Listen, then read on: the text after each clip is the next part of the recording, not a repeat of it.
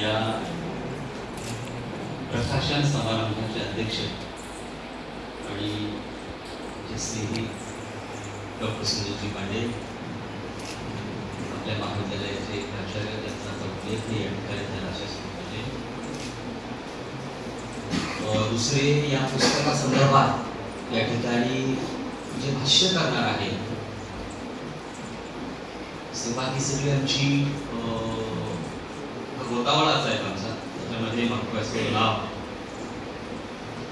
Doctor Kashinath Barate sir. अतिशय महत्वाचं काम लोकसंस्कृतीच्या लोकसाहित्याच्या संदर्भामध्ये त्यांचं सुरू आहे कसे ते.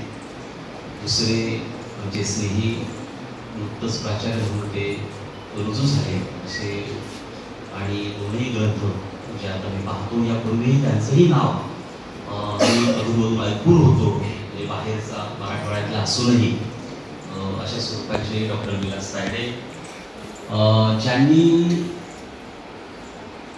हा प्रकाशन समारंभ सोहळा या ठिकाणी आयोजित केला असावा अशी मला मागे कुणकुण लागलेली होती. त्यातले दोन मुरब्बी मातब्बर असे डॉक्टर प्रणव कोलते आणि डॉक्टर अण्णा वैद्य, त्यांना नंतर मी पाहून घेईन.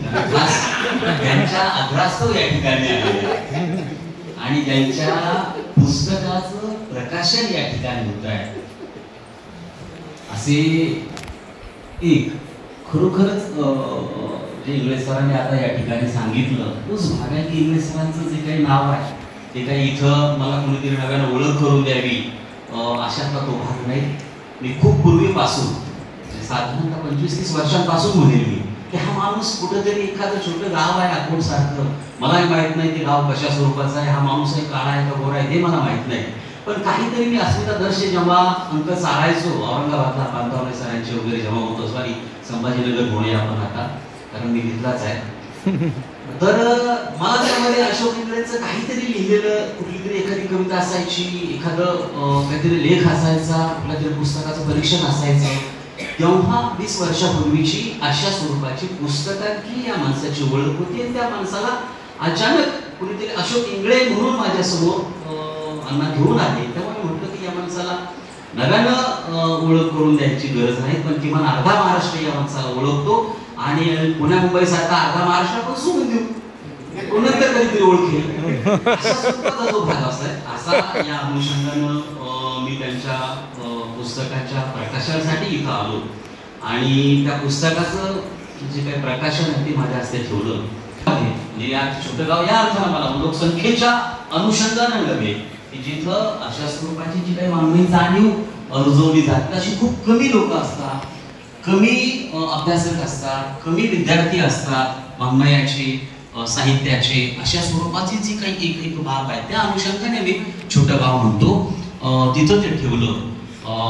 त्यासाठी तुम्ही काही खास करून स्वतःहून आले अभ्यासक या ठिकाणी आहे, काही प्राध्यापकही प्राचार्य साहेब बसले म्हटल्यावर आपल्याला यावाच लागेल, जसे आमचे कायंदे सर या ठिकाणी आलेले आहेत, अनेक मंडळी असतात, तऱ्हेतऱ्हेचे नाना तऱ्हेचे लोक या ठिकाणी येतात. तेव्हा तुम्ही सगळे मित्र हो, सुरुवातीलाच मी असं म्हणेल की मलाही आनंद वाटतो नंतर कोरोना नंतर विशेषतः अशा एका चांगल्या ग्रंथाचं प्रकाशन माझ्या हस्ते झालं हे मला बरोबर गोष्ट आहे. आणि काही गोष्टी कशा असतात, हा ज्याला काय म्हणता येईल आपल्याला की शेतकऱ्यांसंदर्भात कधी ती धूळ पेरणी तो करत असतो आणि त्या आमच्याकडे असं मराठवाड्यामध्ये जसं तुम्ही इकडे कपाशी काय फळं म्हणतो आपण त्याला पळ्यांची वगैरे जी काही पेरणी करणं म्हणजे पाऊस टाकून द्यायचं शेतामध्ये, धूळ पेरणी हाच प्रकार आहे. म्हणजे ती अगोदर टाकून द्यायचं, पावसाची वाट पाहत असायची. बेभरवशाचं मला म्हणायचं की बेभरवशाचं ते पीक असतं अशा स्वरूपाचं काही. ती धूळ पेरणी केल्यानंतर होतं काय, पाऊस आला तर उगवेल, नाही आला तर पुन्हा ते निघून जाईल किंवा अधिकचा जर आला तरी ते उगवणार नाही. आणि असं सगळं माहित असूनही एवढा सगळा 400 पानांचा ऐवज तुमच्या समोर देणारा हा सुगळकर नावाचा प्रकाशक कोण आहे हे मला पाहायचं होतं. कारण अलीकडच्या काळामध्ये यातून काही पैसा मिळत नाही. लक्षात तुम्हाला या सगळ्या पोरांना विद्यार्थ्यांना सांगण्याचा ऐवज आणि या भयावह काळामध्ये हे काळ तर खरोखर पूर्वीपेक्षा खूप कठीण आलेला आहे. आता तुम्हीच पाहा ना की तुम्हाला आता तुम्ही असेल मी सुद्धा माझे तुमच्यातलाच आहे, ही फळी सोडून देऊ, परंतु आपल्याला वाचण्याशी काही घेणं नाही आहे, वाचायचं नाही आपल्याला, लिहायचं काही नाही आहे. एक छोटस हे गॅजेट असेल म्हणजे वेगवेगळी आपली आणि आपल्या बापाची ऐकत असेल त्या ऐकतीनुसार आपण घ्यायचं आणि सगळं अख्खं जग आपल्या इथं आहे. कर लो दुनिया मुठ्ठी में अशा स्वरूपाचं सगळं आपल्या मुठीमध्ये आपल्याला मोठ्या आनंदाला वाटतं की सगळं जग खरोखरच माझ्या मुठीमध्ये आलेलं आहे. परंतु आपण कोणाच्या मुठीत आहोत हे थोडंसं वाचल्यानंतर कळतं, एवढं डोक्यात ठेवायचं. तेव्हा हा जो काही काळ आहे हा वाचनापासून आपण हळूहळू आता दूर चाललेलो आहे. आणि या अशा कठीण काळामध्ये कराल काळामध्ये तो प्रकाशक आणि तो लेखक असं काही घेऊन येतोय त्याच्यावर आहे, माझ्या डोक्याच्यावर आहे. हे का करतात हा खटाटोप, हा का उद्योग करतात हे हरिबलच आहे. म्हणजे खरोखरच आहे मला तर वाटतं. आणि त्या अशा ठिकाणी उभं राहून थांबून इंग्रज सर लिहित आहेत आणि हाही प्रकाशक अशा स्वरूपाचं हे सगळं घेऊन येतोय. देव न मानणारे हे दोघं देवच जाणून काय होईल यांचं मलाही माहिती आहे खरं सांगतो. म्हणजे हा करार काळ आलेला आहे. तेव्हा या काळामध्ये अर्थात आपण किमान साक्षी व्हावं त्याच व्यवहाराच्या संदर्भामध्ये काहीतरी करताय हे आपल्याला एखादा म्हणतो ना आपण की बाबा एखादं घर जरी पेटत असेल किंवा कोणी घर जरी चांगलं बांधत असेल किमान आपल्याला ते दुरून दिसलेलं असलं ठीक आहे की किमान आपण त्या काळाचे साक्षी होतो. या काळाचे साक्षी होण्यासाठी का होत नाही असं म्हणेल मी. त्या अनुषंगाने मी आज इथं या कार्यक्रमासाठी उपस्थित आहे. म्हणजे उद्या यांचं पुन्हा मी जसं त्या शेतकऱ्याच्या याच्या संदर्भात बोललो धुळपेरणीसारखं, तेव्हा असं म्हणतात या व्यापारामध्ये की दुकानाचं दिवाळा निघालं तर त्याच्या वाया कामास हिशोबाचे वाया काम असले जातात. लक्षात बरोबर आहे की दुकानाचं जर एखाद्या दुकानाचं दिवाळा निघालं मग हे दिवाळं कशामुळे निघालं, आपण हिशोबाच्या वाया कामास. तशा स्वरूपाचं उद्या मानवी व्यवहाराचं काही बरं वाईट जर झालं जेव्हा हिशोबाच्या वाया तपासल्या जातील तर आपण साक्षीला असलेलं बरं. किंवा या अनुषंगानं हा महत्वाचा भाग आहे. अर्थात हा थोडासा जो विषय बोलूया आपण विनोदाचा किंवा गमतीचा हा भाग बाजूला ठेवू. खूप काही वेगळ्या अंगाने आपल्याला सांगता येईल. परंतु मित्र हो हा माणूस मला तेच म्हणायचं हा कशासाठी लिहितो हेच मला कळत नाही. त्यांनी जे 3-4 ग्रंथ समीक्षा ग्रंथ जे काही या ठिकाणी आलेले आहे, कविता लिहित असतो सातत्यानं, वेगवेगळे कविता संग्रह येतो आहे. म्हणजे या अकोट सारख्या एका छोट्या गावामध्ये छोट्या खेड्यामध्ये राहून हे सगळे कशासाठी करतो. त्याला वाचक वर्गाचं भान आहे का, याला सांस्कृतिक व्यवहाराचं भान आहे का, याला समाज व्यवहाराचं भान आहे का, याला आपल्या करिअरचं भान आहे का, हे सगळं बाजूला सांगायचं. वास्तविक पाहता आमची सगळी आता ते माणूस त्यांनी सांगितलं की माझ्याशी काही काम अडलेलं नाही, खरंच आहे आणि म्हणूनच मी आलो. काम अडलेलं असं मी आलो नसतो मला माहित आहे. परंतु असं काही अडलेलं नडलेलं नसताना हा माणूस मला बोलवत आहे आणि हा असं करत नाही तर आमच्या प्राध्यापक बालांनी छानपैकी कामं करायची. आता हे काही नव्याने यांना सांगायची गरज नाही. परंतु आमचा जो काही धंदा आहे हा धंदा मुख्य धंदा वेगळा असतो, जोड धंदा प्राध्यापकी असतो. हे तुम्हाला नव्याने सांगायची गरज नाही. मुख्य धंदा वेगळा, जोड धंदा वेगळा. लक्षात घ्या, हे काही नव्याने सांगायची प्राध्यापकांना सांगायची गरज नाही. तसं हे मला माहिती आहे प्राध्यापकांचा मुख्य धंदा काय जोड धंदा कोणता आहे. लक्षात असं सगळं सगळ्या क्षेत्रात पाण्यानं जसं ते सुरेश भट म्हणतात की काय करायचं की पाण्यानं ओंडक्याला वाहत पुढे घेऊन जायचं. काय करायचं त्या ओंडक्यानं पाण्याच्या जास्त खोलात शिरायचं नाही आणि ओंडक्याला सुद्धा पाण्याने जास्त बुडवायचं नाही.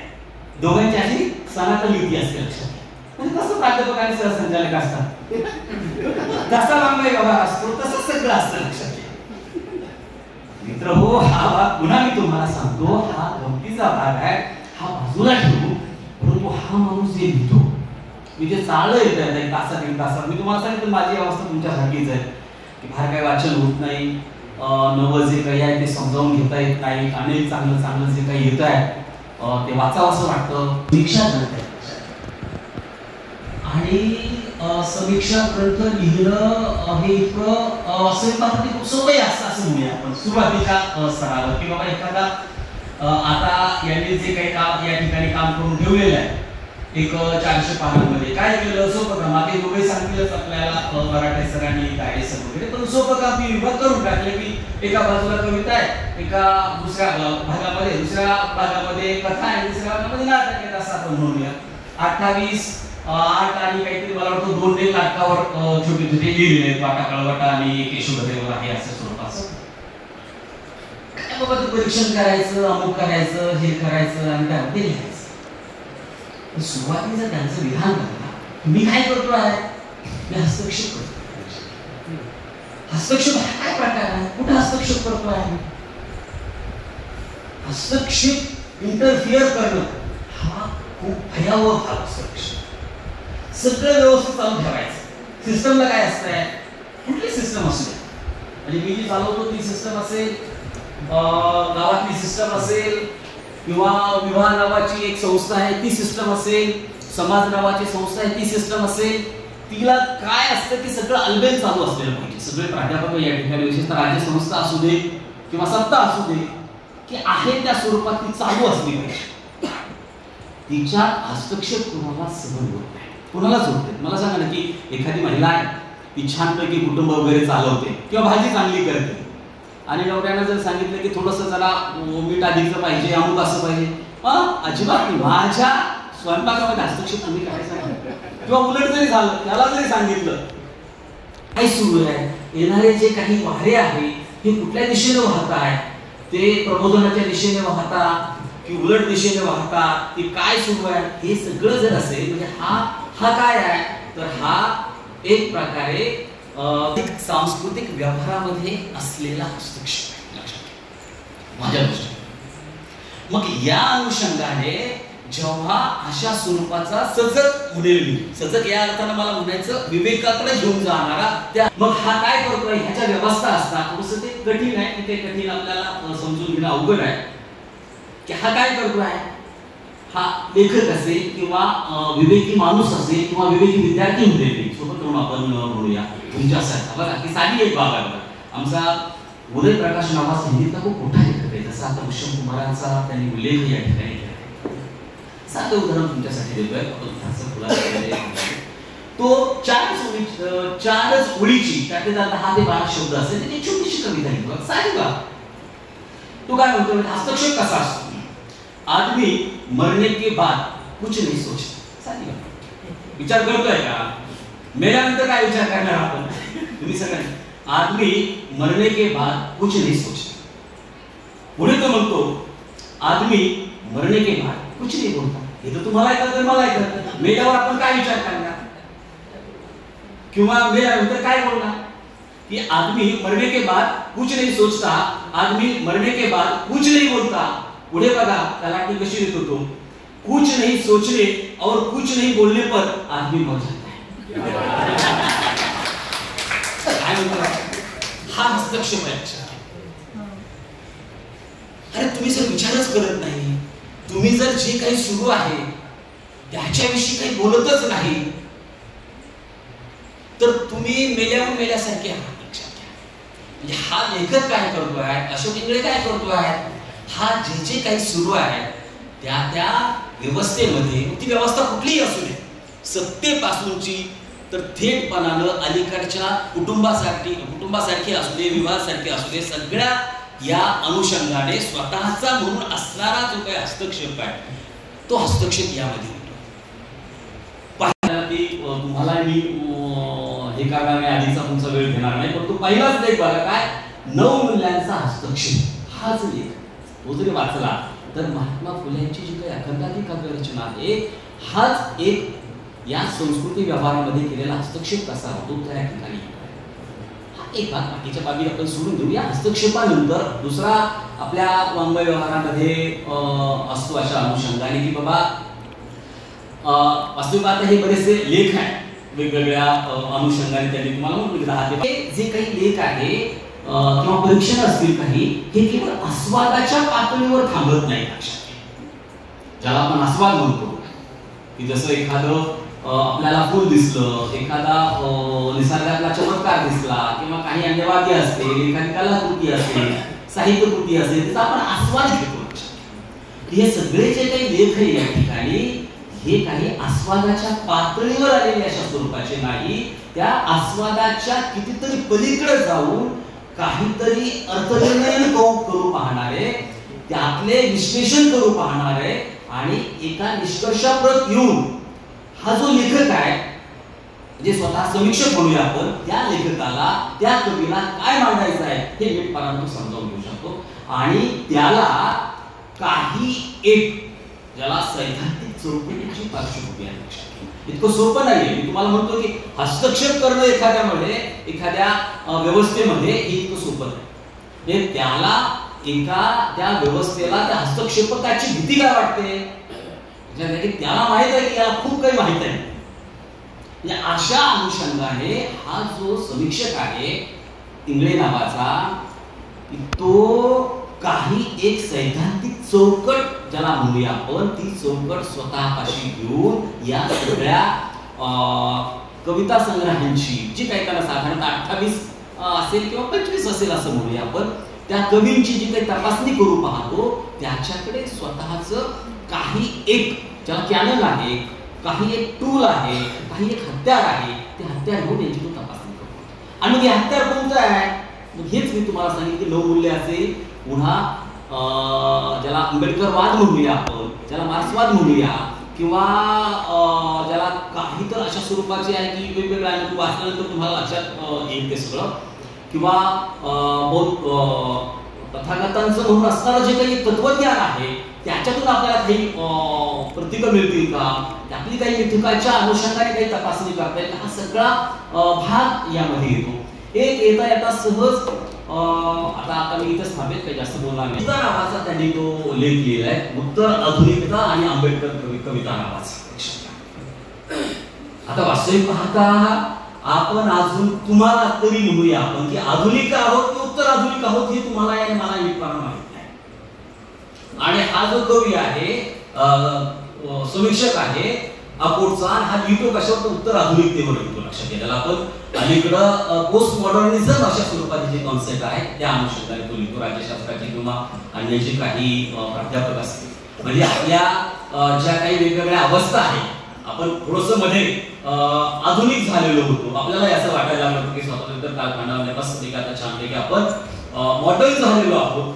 बऱ्यापैकी अनेक जी काही मूल्य आहे, स्वातंत्र्य असेल, समता असेल, बंधुता असेल, हे आपल्याकडे मिळाली आता आणि छानपैकी वाटायला लागलेले आहेत. पूर्वीची जी आपली अवस्था होती, ज्याला प्री मॉडर्न अशा स्वरूपाची पूर्व आधुनिकता म्हणून ज्याला आपण, नंतर ही आधुनिकता आणि त्याच्यानंतरचे पोस्ट मॉडर्निझम ज्याला आपण म्हणतो, ही आधुनिकता आहे.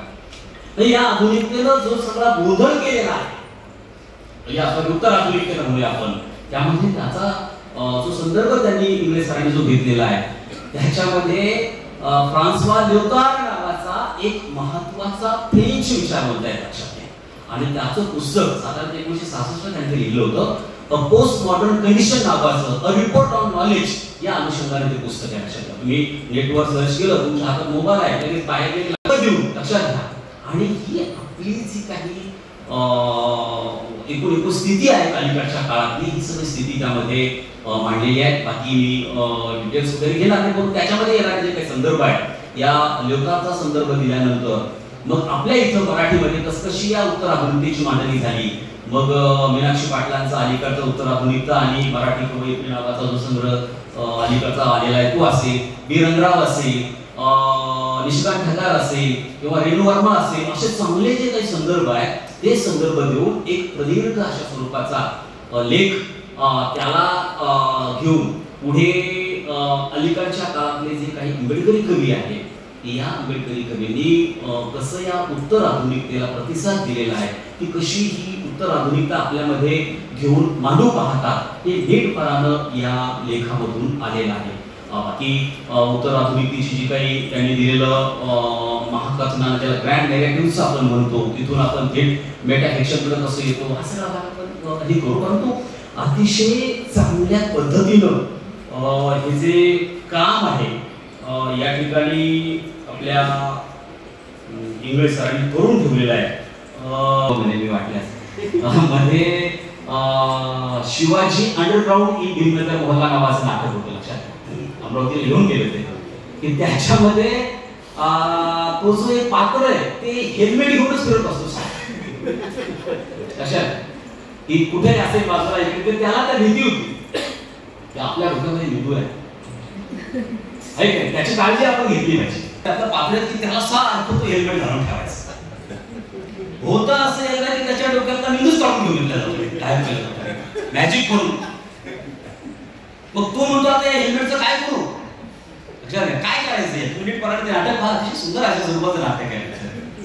तसं सगळं जे काही आहे, जो मेंदू आहे, जो विचार आहे, तो या पुस्तकामध्ये आणि जे लेख आहे ते बारकाईने जर वाचलं तर तुमच्या लक्षात येईल. परंतु हा मेंदू जर बाजूला गेला, तुमच्या हातामध्ये हेल्मेट आहे, याचा काही उपयोग नाही.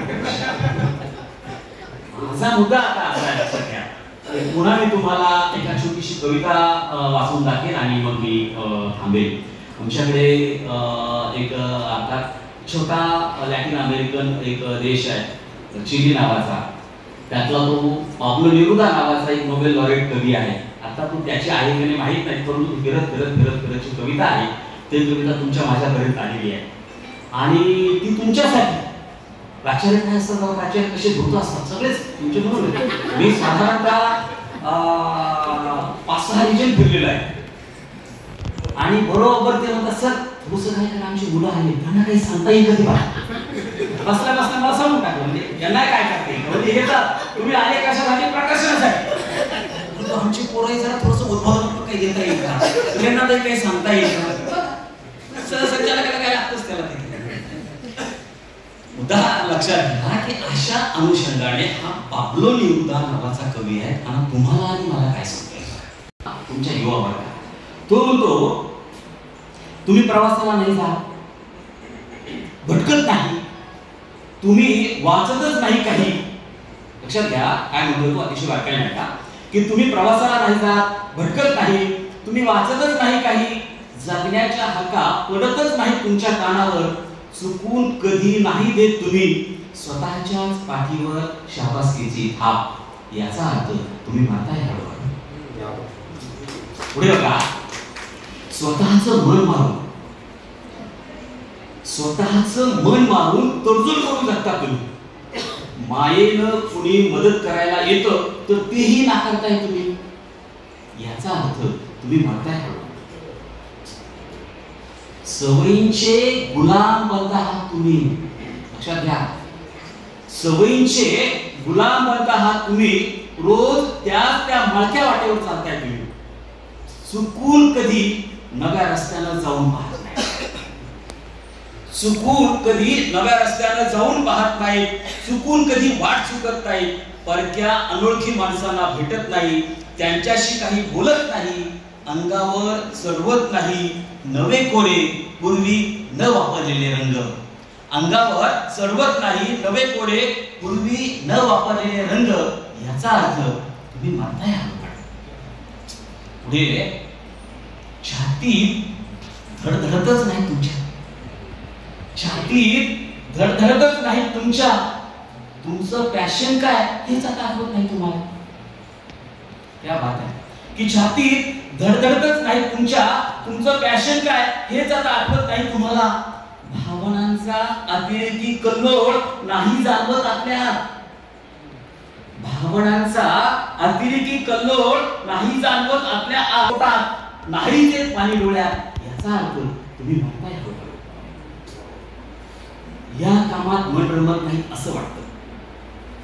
या कामात मन रमत नाही असं वाटतं तरीही तुम्ही चिकटून बसता त्याच नोकरीत. या कामात मन रमत नाही असं वाटतं तरीही तुम्ही चिकटून बसता त्याच व्यक्तीला. आणि तुमच्यासाठी नाही पटत त्या व्यक्तीशी तरी. नाही पटत त्या व्यक्तीशी तरी. संपले प्रेम हे माहित आहे तरी तुम्ही रेटत बसता ते नातं. काय तुम्ही रेटत बसता ते नातं. आयुष्य बदलण्याचा धोकाच नको म्हणता. सोडत नाही चाकोरी. सोडत नाही चाकोरी. झपाटून झोपून देत नाही. स्वतःच्या स्वप्नांसाठी स्वतःला तोलून मापून सुरक्षित जगण्याचे सल्ले झुगारून देत. पुढे बघा शेवट आहे आता. तोलून मापून सुरक्षित जगण्याचे सल्ले झुगारून देत. एक संधीही देत नाही स्वतःला स्वतःसाठी जगण्याची, आयुष्यच बदलून टाकण्याची, याचा अर्थ तुम्ही मारताय हळूहळू, याचा अर्थ तुम्ही मारताय हळूहळू. मित्र हो, मला या ठिकाणी बोलावलं आणि माझ्या हस्ते एका मोठ्या आणि चांगल्या ग्रंथाचा हा जो काही प्रकाशन समारंभ आयोजित केला, तेव्हा त्यासाठी आमचे खास स्नेही मित्र अशोक इंगळे सर आणि खरोखर सुकळकर सर, या दोघांचे आभार तर आहेच आहेत, पण खरोखर एका नव्या प्रवासामध्ये ते आता सोबती झालेले आहेत. त्या दोघांचंही मी अभिनंदन करतो आणि त्या दोघांच्याही पुढील वाटचालीसाठी आणि तुम्हालाही वाचण्यासाठी शुभेच्छा देतो आणि थांबतो. नमस्कार. लेखकाचा सांस्कृतिक सजग हस्तक्षेप करणे म्हणजे समीक्षा. समीक्षक सैद्धांतिक चौकट सोडून समीक्षण करतो. इंग्रज सरांच्या उत्तर आधुनिकतेवर आपण प्रकाश टाकला असून वाचन संस्कृतीपासून दुरावलेल्या भयावह काळामध्ये 400 पानांचा ऐवज हा ग्रंथ प्रकाशित व्हावा हे खूप अभिमानास्पद आहे. चांगल्या ग्रंथाचे माझ्या हस्ते प्रकाशन झाले हे माझ्यासाठी घोषणावह आहे असे सरांनी व्यक्त केले. त्याबद्दल सरांचे खूप खूप धन्यवाद. डॉक्टर अशोक